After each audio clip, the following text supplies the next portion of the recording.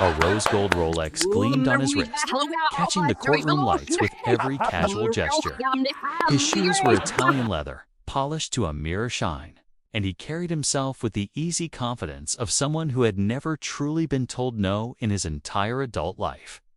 In his ears were wireless AirPods, and his attention remained fixed on his iPhone screen as he walked past the bailiff, past the plaintiff's table, completely absorbed in whatever message or notification seemed more important than the legal proceedings he was about to face. This was Daniel Sterling, founder and CEO of Sterling Trade, a cryptocurrency trading app that had exploded onto the market 8 months ago and turned him into one of the youngest self-made millionaires in the tech industry. His company was valued at $50 million.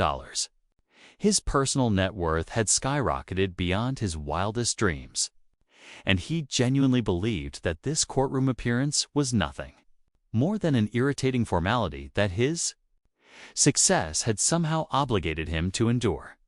The reason Daniel was standing in Judge Judy's courtroom was simple but devastating.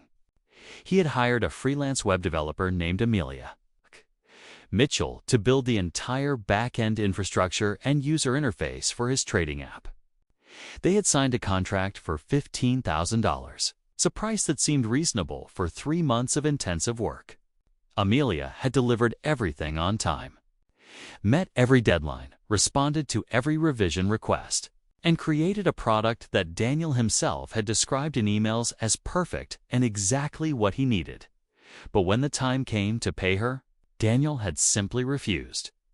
He ignored her invoices, blocked her phone calls, and when she persisted in asking for the money she had earned, he sent her a dismissive email suggesting she should be grateful for the exposure his successful app would bring to her portfolio. When Amelia finally scraped together enough money to file a lawsuit in small claims court, Daniel had laughed at the notification. He told his friends at a networking event that some nobody developer was trying to shake him down, as if her request for payment was extortion rather than simple justice for completed work. Now he was here, standing in front of Judge Judy Sheindlin, though he didn't seem to recognize the gravity of that fact. Judge Judy looked up from her bench with those sharp, penetrating eyes that had intimidated countless defendants over her decades on television. She was reviewing the case file, her expression already showing signs of the impatience she reserved for people who wasted her time with obvious nonsense. Daniel, however, remained completely absorbed in his phone, thumbs moving rapidly across the screen as he typed out messages that apparently couldn't wait even 5 minutes. The bailiff called out the case number, announcing the state versus Daniel Sterling. And still Daniel didn't look up. He was 5 minutes late to begin with, having strolled in as if courtroom schedules were suggestions rather than requirements. Now he stood there, acting as though everyone else should simply wait until he finished. Whatever digital business consumed his attention. Judge Judy's voice cut through the courtroom with the precision of a surgeon's scalpel. "Mr. Sterling, nice of you to join us. Remove those earphones immediately." Daniel glanced up briefly and offered a casual smile that suggested he was doing everyone a favor by being present. He removed one AirPod while leaving the other firmly in place. "Yeah, sorry about that, Your Honor. Had an important call with investors in Hong Kong. You know how it is with different time zones and international business."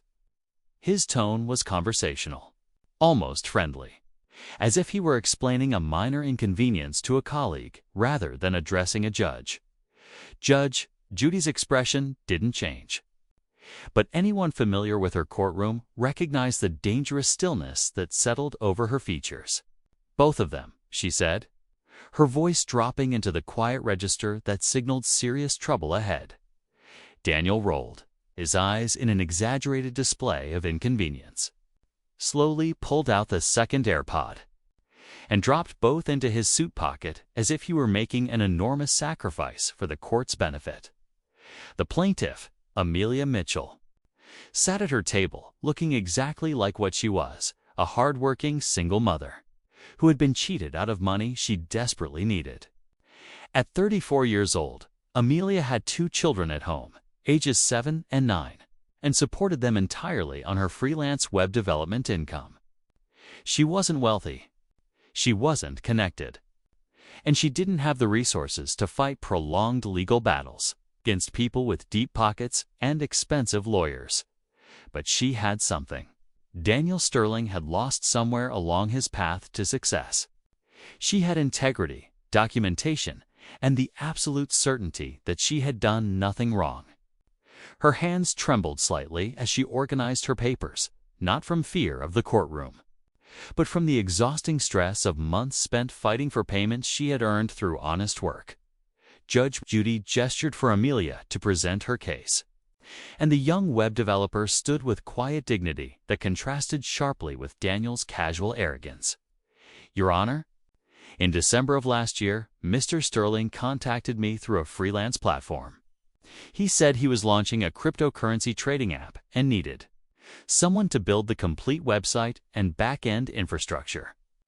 We discussed the scope of work extensively.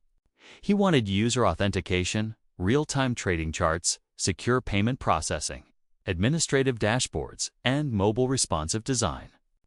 We agreed on $15,000 for the complete project with a 3-month timeline and specific milestones for payment."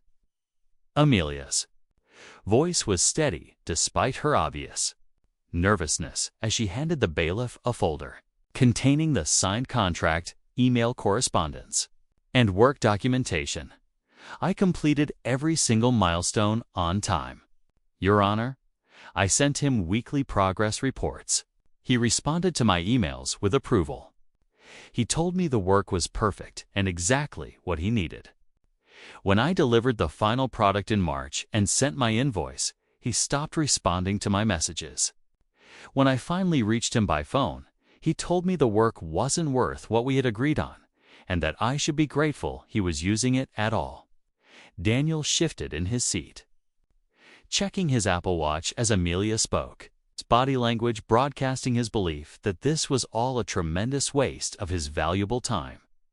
Judge Judy noticed every dismissive gesture, every casual glance at his devices, every subtle signal that Daniel Sterling considered himself above these proceedings. When Amelia finished presenting her evidence and sat down, Judge Judy turned her full attention to the defendant. "Mr. Sterling, you signed this contract agreeing to pay Ms. Mitchell $15,000 for specific deliverables. She's provided documentation showing she completed every requirement. Explain to me why you believe you shouldn't pay her." Daniel stood up slowly, buttoning his suit jacket with the practiced ease of someone accustomed to commanding attention in boardrooms. "Your Honor, I appreciate Ms. Mitchell's effort, but in the tech industry, we operate on very different standards than traditional businesses. What might seem adequate to a general audience isn't necessarily what meets the requirements for a competitive marketplace application." His tone was professorial, as if he were educating Judge Judy about concepts she couldn't possibly understand without his guidance. The work she delivered was, let's say, functional at a basic level, but it lacked the sophistication and polish that my investors expected. My development team had to spend considerable time fixing issues, upgrading security protocols, and optimizing performance. So while she did deliver something, the question becomes whether that something was worth the quoted price. Judge Judy's eyes narrowed slightly, a warning sign Daniel completely failed to recognize. "Did you use her work in your app? Yes or no?" Daniel smiled condescendingly. "Your Honor, it's not really a yes or no question. In software development, you often incorporate elements from various sources," and then Judge Judy's voice cut through his explanation, like a blade through paper. "I didn't ask for a lecture on software development. Mr. Sterling, I asked a simple question. Did you use the work Ms. Mitchell created? Yes or no?" Daniel paused, recognizing that his usual strategy of drowning objections in technical jargon wasn't working. "We used components of her work. Yes, but significantly modified. Judge Judy picked up the contract from her desk, holding it at arm's length as she read through the terms with deliberate precision. This contract specifies exactly what Ms. Mitchell was to deliver. User authentication system, check. Real-time data integration, check. Payment processing, check. Administrative controls, check. Mobile responsive design, check. She looked up at Daniel with an expression that had made countless defendants wish they had settled out of court. She delivered everything this contract required.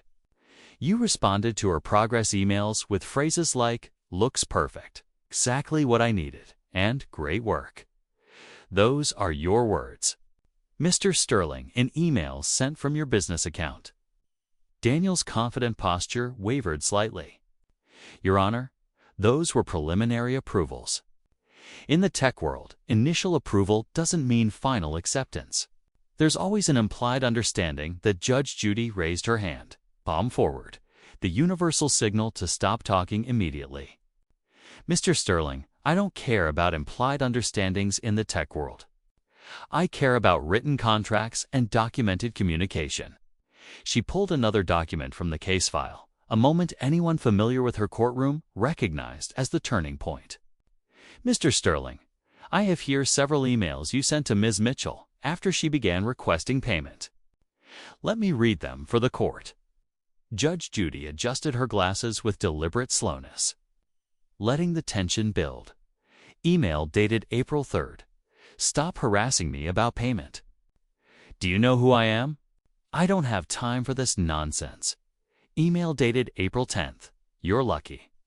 I don't sue you for delivering a defective product. Maybe next time you'll think twice before demanding money from successful entrepreneurs. And my personal favorite? Email dated April 18th. Good luck affording a lawyer on your McDonald's salary. This conversation is over. The courtroom fell into complete silence. Even Daniel seemed to realize that hearing those words read aloud in court sounded far worse than they had when he typed them in angry frustration, Your Honor. Those emails were taken completely out of context, Daniel began, his voice lacking its earlier confidence. Ms. Mitchell had been sending me multiple messages every single day demanding payment. I was frustrated with her constant harassment about money when I was trying to launch a major business venture. I was under enormous pressure from investors, dealing with regulatory compliance issues, managing a growing team. And she kept bothering me about an invoice as if nothing else in the world mattered. Judge Judy leaned forward slightly, her voice dropping into the dangerous quiet that seasoned viewers recognized as the calm before the storm. Mr. Sterling, you signed a contract. She completed the work. She sent you an invoice. Requesting payment for completed work is not harassment. It's called being a professional businesswoman who expects to be compensated for her labor. Daniel Sterling's frustration began to show through the cracks.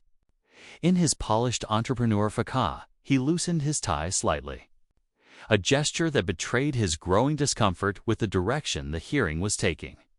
Your Honor, with all due respect, I think there's a fundamental misunderstanding here about how the technology industry operates. In my world, we deal with venture capital, rapid scaling, multiple revenue streams, and complex technical architecture. Ms. Mitchell is a freelancer who builds basic websites. The gap between what she delivered and what I actually needed for a competitive marketplace product is substantial. He was trying to regain control of the narrative, falling back on the strategy that had worked for him countless times in business, negotiations overwhelming. His opponent with jargon and implied superiority. I've built a company worth $50 million in less than a year. That doesn't happen by accepting mediocre work and paying for results that don't meet professional standards. Judge Judy leaned back in her chair, studying Daniel with the intensity of a scientist examining a particularly interesting specimen. Under a microscope, Mr. Sterling, let me make sure I understand your argument. You're telling this court that Ms. Mitchell's work was inadequate? Yet you launched your app using that work. You made millions of dollars using that work. You pitched investors using that work. But somehow that work isn't worth the $15,000 you agreed to pay. Daniel opened his mouth to respond. But Judge Judy wasn't finished. I have here your company's App Store listing from March, just days after Ms. Mitchell completed her work. It describes cutting-edge technology, proprietary back-end systems, and advanced security features. Are those the same inadequate systems you're now claiming aren't worth paying for? Daniel shifted his weight from one foot to the other, and for the first time since entering the courtroom, he seemed uncertain of his position. Your Honor, marketing language is always somewhat exaggerated. Investors expect certain terminology. Judge Judy pulled out yet another document as Amelia. Mitchell's attorney handed the bailiff a thick technical report. Mr. Sterling. Ms. Mitchell's legal team hired a software analyst with 20 years of experience in software architecture to examine your app's code. That analyst concluded that 87% of your application's core functionality is built directly on Ms. Mitchell's code, not significantly modified, not rebuilt. Her actual code, with only minor cosmetic changes. Judge Judy let the information hang in the air like smoke from an explosion. So when you told this court that your team had to spend considerable time fixing her inadequate work, that was a lie. When you said you only used components of her work, that was a lie. Your entire business, your entire $50 million valuation is built on the foundation of work you refuse to pay for. Daniel's face flushed red, a mix of embarrassment and rising anger at being contradicted so thoroughly. Your Honor, I object to being called a liar in open court. That technical analysis doesn't account for all the optimization, the security enhancements, the user experience improvements that my team implemented. Judge Judy's voice dropped to the deadly whisper that made smart defendants go. Quiet and foolish ones dig their holes deeper. Mr. Sterling, you didn't object to calling Ms. Mitchell's salary a McDonald's wage. You didn't object to telling her she should be grateful for exposure instead of payment. You didn't object to blocking her calls and ignoring her invoices. But now, when someone presents evidence that contradicts your story, suddenly you're concerned about courtroom decorum. Daniel's hands clenched into fists at his sides. Your Honor, I built a $50 million company from nothing. I took risks. I worked 18-hour days. I convinced investors to believe in my vision. Ms. Mitchell built some web pages. The value I created far exceeds anything she contributed. It was exactly the wrong thing to say. Judge Judy's expression shifted into something that looked almost like satisfaction. The look of a chess player when an opponent makes the anticipated fatal move. So that's what this is really about. Judge Judy said, her voice cutting through Daniel's self-justification like a hot knife through butter. You don't think Ms. Mitchell deserves to be paid because you believe your contribution was more valuable than hers? You took her work. You built your empire on it. You made your millions from it. But in your mind, she doesn't deserve her agreed-upon payment because she's not as important as you are. Daniel made the critical error of trying to defend that position. Your Honor, I'm not saying she's not important. I'm saying that in business, there's a hierarchy of value. The person with the vision, the person who takes the financial risks, the person who builds the company deserves a different level of recognition than someone who performs technical tasks for a flat fee. The courtroom had gone completely silent.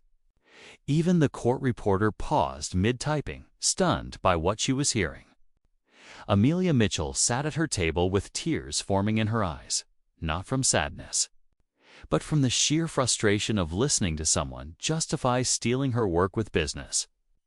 Philosophy, rhetoric, Judge Judy leaned forward, both hands flat on her desk, her voice quiet but filled with barely contained fury. Mr. Sterling, You entered into a contract. You received services. You used those services to generate massive profits. And now you're standing in my courtroom trying to explain why some hierarchy of business importance means you don't have to honor your agreements. Incredibly, Daniel seemed to mistake Judge Judy's quiet tone for weakness rather than the warning it truly was. Your Honor, I'm simply trying to help you understand the context of modern business practices. In Silicon Valley, in the startup world, these situations happen all the time. Contracts are starting points for negotiation, not absolute requirements. Flexibility and adaptation are Judge Judy's voice cut through his monologue like a thunderclap. Mr. Sterling, I don't care about Silicon Valley. I don't care about startup culture. I don't care about your business philosophy. I care about the law. And the law says when you sign a contract and receive services, you pay for those services.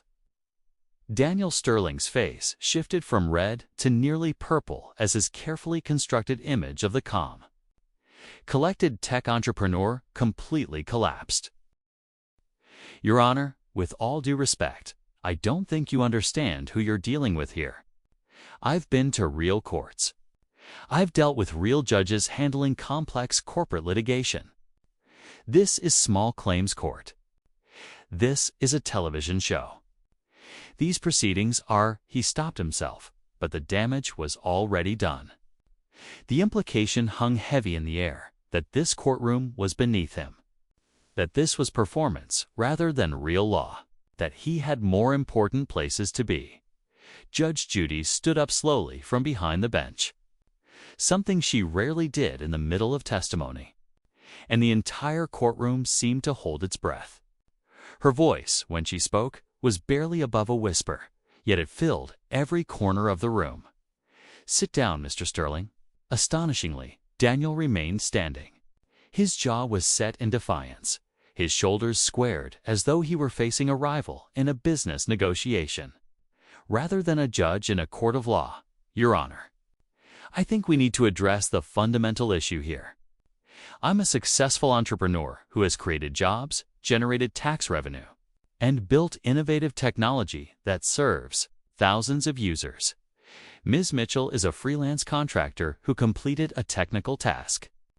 The scale of impact is completely different, and I believe that should factor in to how we resolve this dispute. He gestured dismissively toward Amelia's table. I'm willing to offer a settlement. I'll pay her $5,000 as a gesture of goodwill, which is more than generous considering the limitations of what she actually delivered. That's my final offer, and frankly, it's more than fair, given the circumstances. Judge Judy remained standing. Her eyes locked on Daniel with an intensity that would have made most people deeply uncomfortable. Mr. Sterling, I ask you to sit down. Daniel, in what would later be remembered as the single most catastrophic decision of his professional life, took a step forward toward the bench. Your Honor, I've been patient with these proceedings, but I think it's time we moved past the theatrics and dealt with reality. This small claims court, this television show environment, it's designed for entertainment, not serious legal business. I didn't get where I am by being intimidated by. He paused, searching for the right words, then delivered the 5 words that destroyed everything he had built. You can't intimidate me. The courtroom froze. The bailiff's hand moved instinctively toward Daniel, ready to intervene. Amelia Mitchell's eyes widened in shock.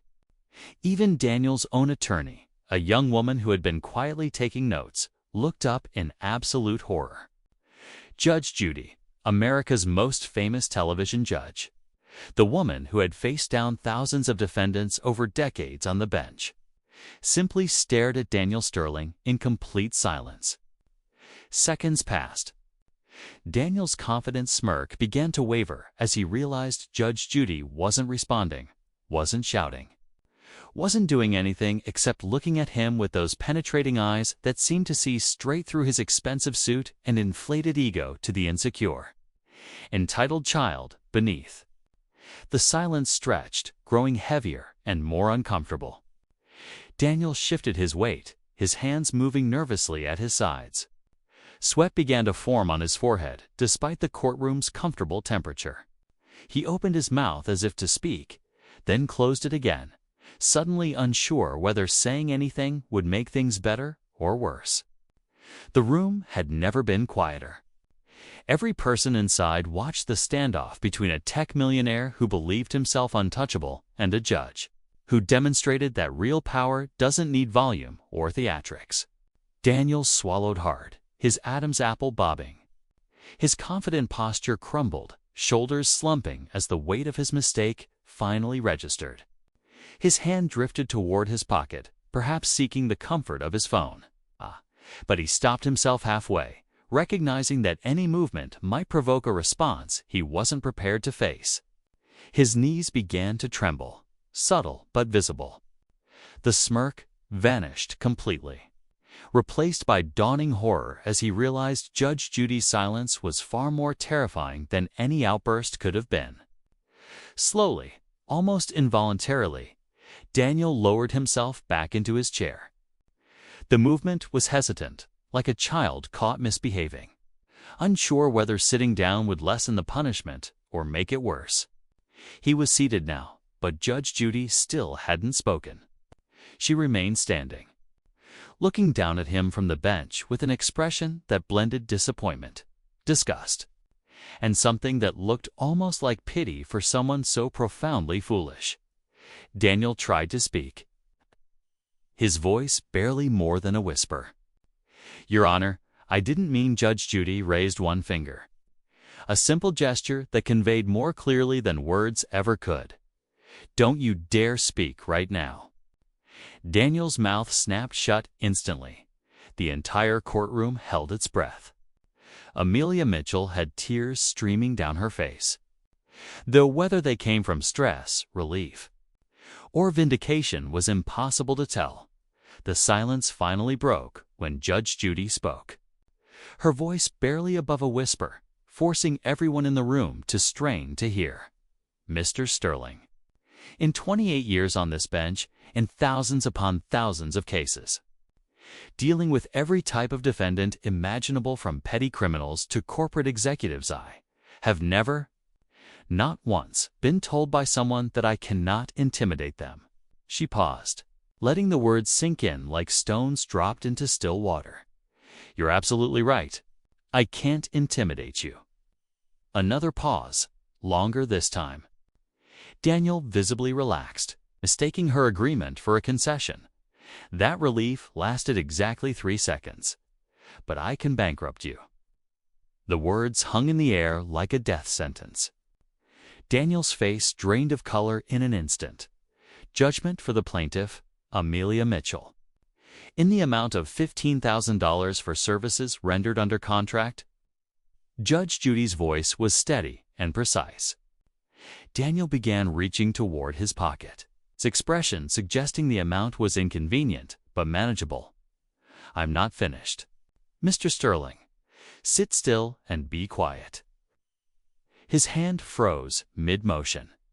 "Breach of contract damages in the amount of $15,000. You signed an agreement. You received the benefit of that agreement, and you willfully refused to honor your obligation. That is not a business negotiation, Mr. Sterling. That is theft." Daniel opened his mouth to object, but Judge Judy's glare silenced him before a sound could escape. "Emotional distress damages in the amount of $5,000. DOLLARSMs. Mitchell is a single mother of 2 children who depends on her freelance income to feed and house her family. Your refusal to pay her, your mocking emails about her financial situation, and your months of deliberate cruelty caused her substantial emotional suffering." The total was climbing, and Daniel was beginning to realize this would not be resolved with a simple check and a dismissive smile. Legal fees and court costs in the amount of $3,500. Ms. Mitchell had to hire an attorney, pay for expert technical analysis, and take time away from paid work to pursue justice you should have provided voluntarily. Judge Judy paused, picking up her pen and making careful notes on her legal pad. And for your display of contempt in my courtroom. For your disrespect toward these proceedings. For your statement that I cannot intimidate you. And for your continued arrogance, even in the face of overwhelming evidence of your wrongdoing. An additional penalty of $5,000. Daniel did the math silently, his lips moving. The total came to $43,500, far more than he expected, but still manageable for someone worth millions. He would pay it, put this humiliation behind him, and move on. That calculation ended the moment Judge Judy spoke again. She set down her pen with deliberate precision and looked directly at Daniel Sterling, her expression blending judicial authority with unmistakable satisfaction. Mr. Sterling, I am also ordering that the full transcript of these proceedings, along with complete video documentation of this hearing, be forwarded immediately to several interested parties. Daniel's face went completely white. His hands gripped the edge of the table so tightly his knuckles turned pale. The Federal Trade Commission will receive a complete copy. As your cryptocurrency trading app falls under their regulatory jurisdiction, and they should be made aware of the business practices and ethical standards of the person controlling it. Her voice remained calm and professional, as if she were reading a grocery list rather than dismantling a man's career. The Securities and Exchange Commission will also receive full documentation.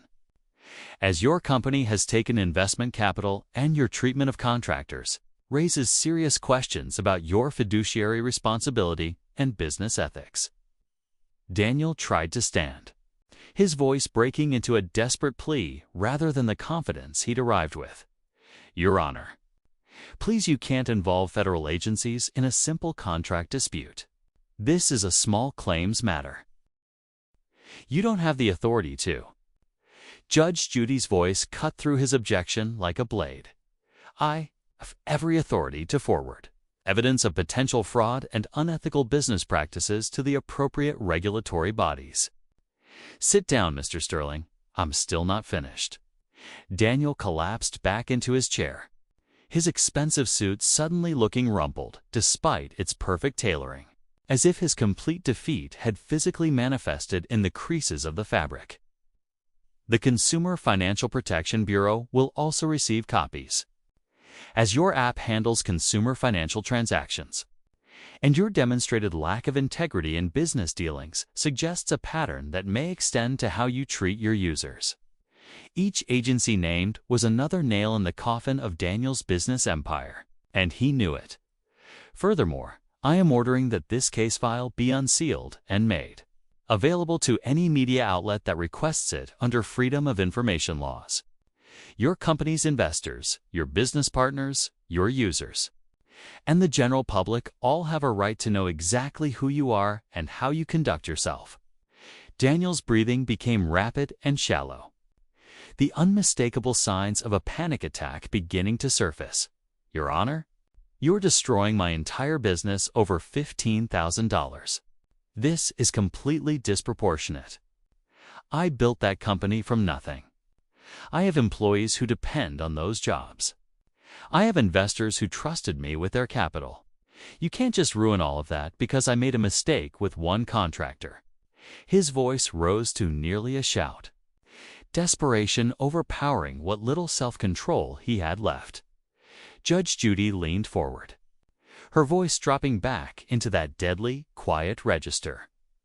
Mr. Sterling, I'm not destroying your business. You destroyed your business the moment you decided that success meant you didn't have to follow the same rules as everyone else. Amelia Mitchell was openly crying now, her shoulders shaking with sobs of relief and vindication after months of being dismissed, insulted, and denied basic justice. Daniel saw her tears and mistook them for an opening. Ms. Mitchell, please. I apologize. I was wrong. I was under stress. I made terrible decisions. I'm offering to pay you triple what the contract specified, $45,000 right now. I'll write the check immediately. Just ask the judge to reconsider the federal agency notifications, please." Amelia looked at him with an expression that blended contempt and pity. When she spoke, her voice was steady despite the tears.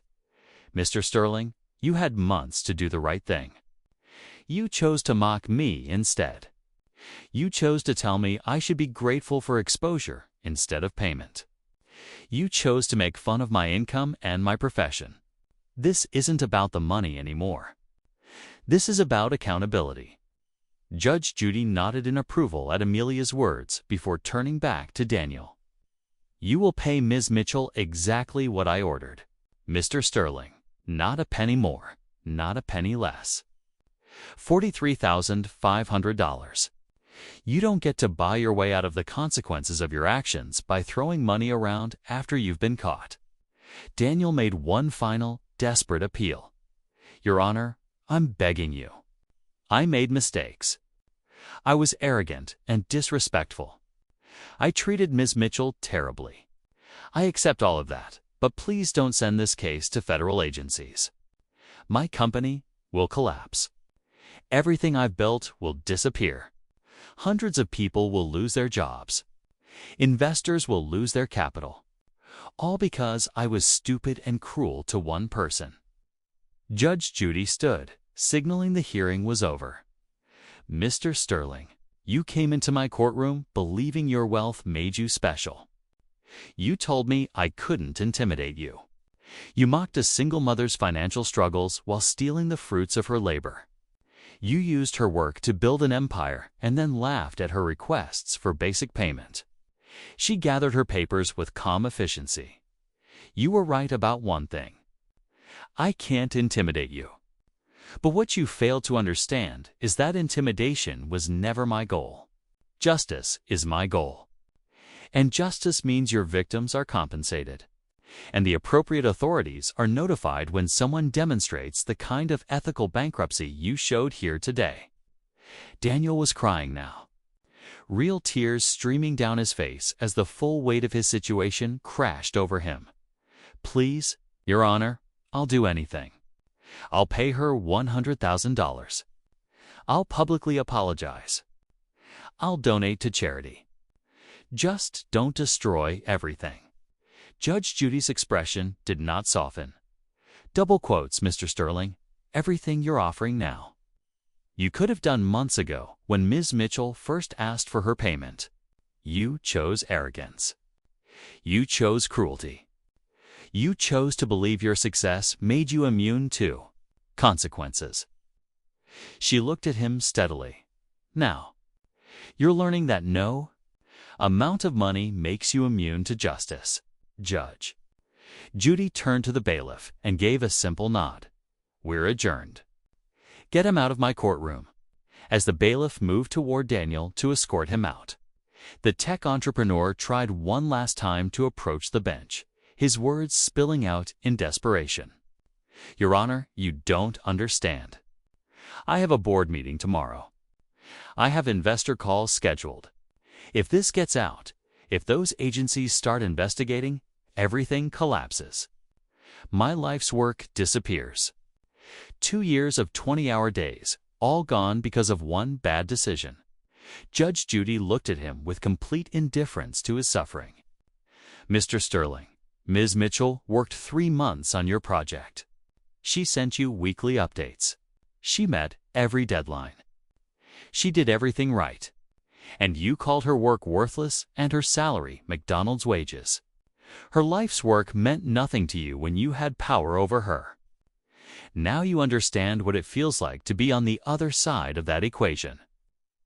The bailiff had to physically guide Daniel toward the exit as he kept trying to turn back toward the bench, his voice breaking. "This is cruel and unusual punishment. You're ruining my life over $15,000. This is revenge, not justice." Judge Judy sat back down and looked at him one final time before he was escorted out. Mr. Sterling, this is exactly what justice looks like when someone with power abuses that power. You told me I couldn't intimidate you. You were right. What I did instead was hold you accountable. And apparently, that's far more terrifying than intimidation ever could have been. Daniel Sterling was led from the courtroom, his protests fading as the doors closed behind him. Amelia Mitchell remained at the plaintiff's table, overwhelmed as the reality of her victory set in. Judge Judy looked at her with genuine warmth. Ms. Mitchell, you will receive your payment in full. More importantly, you've shown that standing up to powerful people who think they're above the law is always worth a fight. Within 24 hours.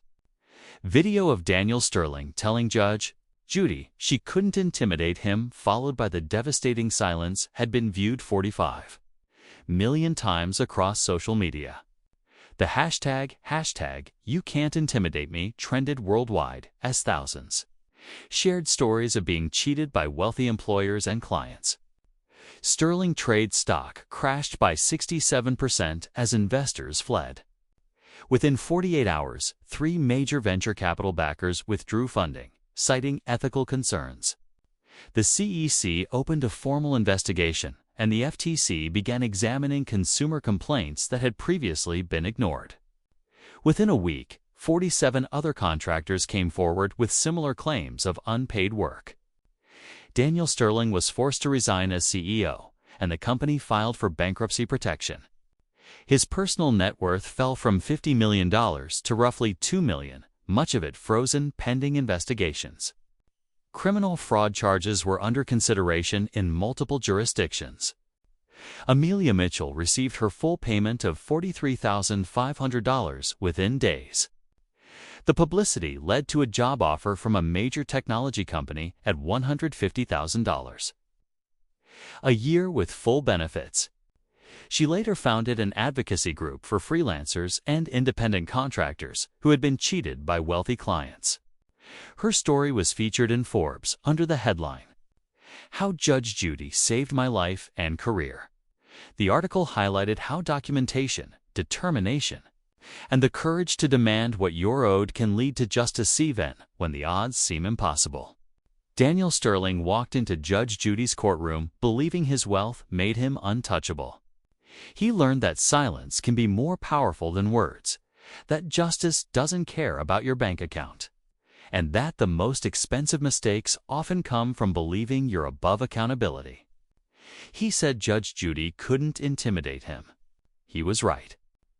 What she did instead was enforce the land that proved far more devastating than intimidation ever could have been.